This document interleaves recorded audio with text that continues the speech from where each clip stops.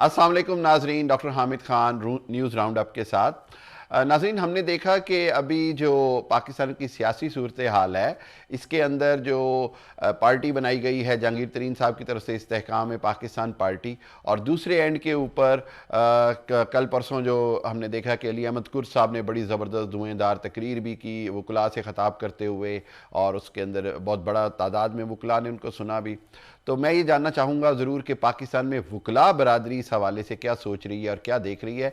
तो उसके लिए हमने पाकिस्तान से एक बड़े नामवर वकील भी हैं और साबिक असिस्टेंट एडवोकेट जनरल भी रहे अभी पंजाब हुकूमत में, और मैं चाहूँगा कि आपका उनसे तारुफ भी कराऊँ और फिर हम उनसे कुछ सवालात करें। चौधरी अतीकुज़्ज़मान वैंस, एडवोकेट, हाई कोर्ट, मेरे साथ हैं लाहौर से। अस्सलाम वालेकुम अतीक साहब, क्या हाल हैं आपके? वालेकुम सलाम डॉक्टर साहब, क्या हाल है आपके? ठीक हैं आप? अल्लाह का शुक्र है, बहुत शुक्रिया आपका वक्त देने का।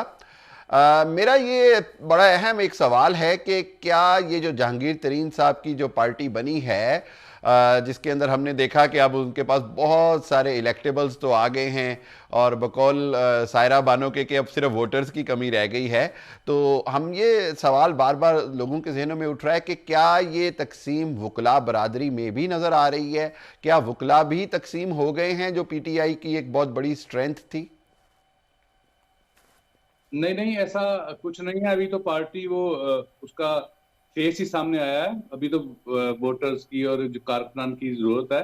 कुछ हर सेगमेंट में कुछ अपॉर्चुनिस्ट लोग होते हैं जो कि जाते हैं, लेकिन अभी तक वो अपॉर्चुनिस्ट लोग भी सामने नहीं आए उस इस्तेहकाम में पाकिस्तान पार्टी के लिए। तो अभी वकला में उसका कोई इम्पैक्ट नहीं है। अच्छा, अगर आप ये समझते हैं कि वकला में कोई इम्पैक्ट नहीं है, तो हमने ये तो देखा कि पाकिस्तान की जितनी भी सियासी जमातें हैं, उनकी जितनी भी मूवमेंट है, उसमें लॉयर विंग जो होता है पार्टी का, वो इंतहाई अहमियत का रोल इख्तियार करता है। और अभी जिस तरह आप कह रहे हैं कि अभी तक कोई उस तरह उनका वकला विंग सामने नहीं आया, वहीं हमने देखा कि हामिद मीर साहब ने कहा जी कि अभी दो और किस्तें आ रही हैं, जिसके अंदर इस्तेहकाम पाकिस्तान पार्टी को बहुत सारी नामवर शख्सियात ज्वाइन करेंगी।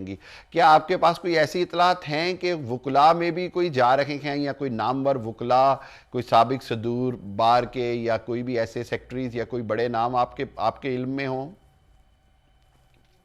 नहीं, अभी तक वकला में उसका कोई इम्पैक्ट नहीं है। अभी तो वो इस्तेहकाम में पाकिस्तान पार्टी अपनी ही फॉर्मेशन के अंदर गुजर रही है, अपनी आपको फॉर्मेट कर रही है।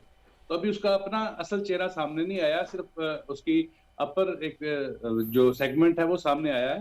तो अभी वकला में या बाकी सोसाइटी के सेगमेंट में उनका कोई रोल नहीं है। ठीक है, अभी वो जो आगे आएंगे तो उसके मुताबिक फिर कुछ लोग आएंगे जरूर सामने। ऐसा नहीं है कि वकला से कुछ लोग नहीं आएंगे, लेकिन अभी तक वकला में ऐसा कोई इम्पैक्ट नहीं है। ना ही उन्होंने कोई पार्टी की फॉर्मेशन वकला में स्टार्ट की है, ना अपना कोई लार्ज विंग बनाना शुरू किया है। तो अभी इन फ्रंट पे ऐसा कुछ नहीं है।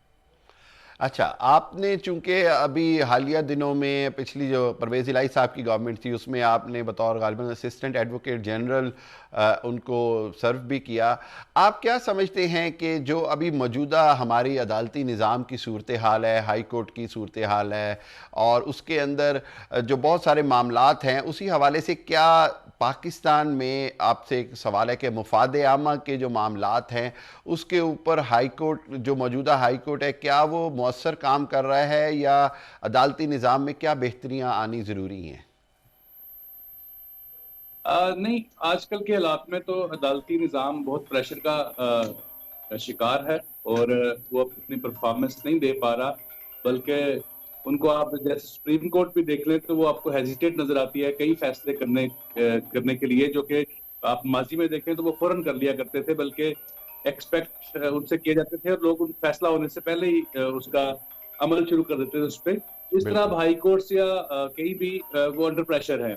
और जो ठीक। नीचे लोअर कोर्ट्स है वो भी अंडर प्रेशर है कि वो किसी एक मुलजिम को बेल देती है, तो लीगल नॉर्म्स जो है उनकी खिलाफ वर्जी करते हुए एक फेक एफआईआर में फिर उनको पकड़ लिया जाता है।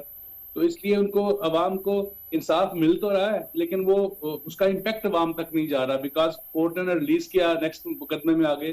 तो कोर्ट अंडर प्रेशर है, और एक अनदेखी कुव्वत ने उनको रोका हुआ है। जैसे मीडिया भी नजर आता है कि अंडर प्रेशर है। तो वो अंडर प्रेशर होने की वजह से वो सही परफॉर्म नहीं कर पा रहे।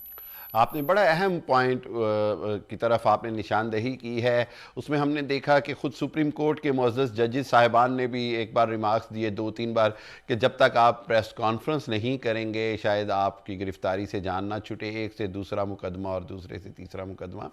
इस सूरत हाल के अंदर इंटरनेशनल तनाजुर में शायद आपकी नज़र से गुजरा हो कि जो अमरीकी वज़ीर ख़ारजा एंटनी ब्लिंकन ने पाकिस्तान की जो इंसानी हकूक़ के हवाले से तशवीश का इजहार किया है वजारत ख़ारजा को ख़त लिख कर, क्या आप समझते हैं कि इसका कोई बेहतर असर होगा या ये अमेरिका की पाकिस्तान के मामलात में बेजा मुदाखलत है? नहीं, बेजा मुदाखलत तो नहीं है, उन्होंने ठीक किया है, लेकिन मेरा ख्याल है उसके पीछे जो विल है वो कार फरमा नहीं है। वो एक पेपर्स को साइन आउट किया गया है और उसके पीछे विल नहीं है। अदरवाइज इंटरनेशनल कम्युनिटी कोई भी पाकिस्तान में डेमोक्रेटिक वैल्यूज जो डिरेल हो रही हैं, जो रूल ऑफ लॉ डिरेल हो रहा है, जो इसकी बुनियादी हकूक मुतासर हो रहे हैं आवाम के, उन सब के लिए कोई भी सही काम नहीं कर रहे, बल्कि अपनी तरफ से एक अपनी अटेंडेंस लगवाते हैं कि जी हम कर रहे हैं, लेकिन इम्पैक्ट उनका कोई नहीं आ रहा। आपसे आखिरी सवाल ये पूछना चाहूँगा अतीकुज़्ज़मान वैन साहब, क्या आपको अक्टूबर में इलेक्शन होते नज़र आ रहे हैं और क्या जुलाई में निगरान हुकूमतें बनती हुई नज़र आ रही हैं? क्या इलेक्शन 90 दिन बाद होंगे या 60 दिन बाद होंगे? अगर डॉक्टर साहब देखा जाए पिछले एक साल का माजी में रिकैप किया जाए तो बहुत सारे प्लान बने और बहुत सारे प्लान चेंज हुए। तो इस दफा भी इनका इरादा तो है, अगर वो पीटीआई को मौसर तौर पे रोक सके और इमरान खान साहब को कुछ वो कर सके, उनको नजरबंद तो किया हुआ है, मीडिया पे नाम भी नहीं आ सकता उनका, काफी चीजें हैं। तो अगर वो उनको लगा कि इमरान खान साहब का इम्पैक्ट या पीटीआई का इम्पैक्ट कुछ कम हो रहा है और तो फिर वो जरूर करवाएंगे, अदरवाइज इसे लिंगर ऑन कर दिया जाएगा। बहुत शुक्रिया आपके माहिराना तज्ज़िये का, आपकी माहिराना राय का, और इंशाल्लाह जब हमें ज़रूरत पड़ी हम आपसे ज़रूर इस्तिफ़ादा हासिल करेंगे। बहुत शुक्रिया अतीकुज़्ज़मान वैन साहब। जी नाजरीन, तो हमारे साथ थे चौधरी अतीकुज़्ज़मान वैंस फ्रॉम पाकिस्तान, और हम ये समझते हैं कि उन्होंने जो अभी बातें की हैं वो पाकिस्तान की मौजूदा सूरत हाल की अक्कासी करते हैं, और ये नज़र आ रहा है कि जहाँ पर अदालतें फ़ैसले दे रही हैं वहीं पर अगर उनको दोबारा गिरफ़्तारियाँ होती हैं तो आवाम के अंदर बहुत सारे सवालात जन्म लेते हैं कि कानून की अमलदारी जो है वो बहरहाल इंतज़ामिया का ज़िम्मेदारी है, इंतज़ामिया के ऊपर लागू होता है। जब एक मुकदमे से दूसरे मुकदमे में कोई भी सियासतदान या कोई भी रहनुमा गिरफ़्तार होता है और 4-4, 5-5 बार उसकी गिरफ़्तारी होती है तो इसका जो मजमूई तासुर है वो आवाम में मुस्बत नहीं जाता है। इसीलिए पाकिस्तान में बार बार ये बात की जाती है कि अगर मुकदमात की एक ही जगह पर सुनवाई हो और एक ही जगह पर उनकी पैरवी हो तो उसके नतीजे में इंसाफ का हसूल जो है वो आसान भी होगा और आवाम के लिए शायद ज़्यादा काबिल तसल्ली भी होगा।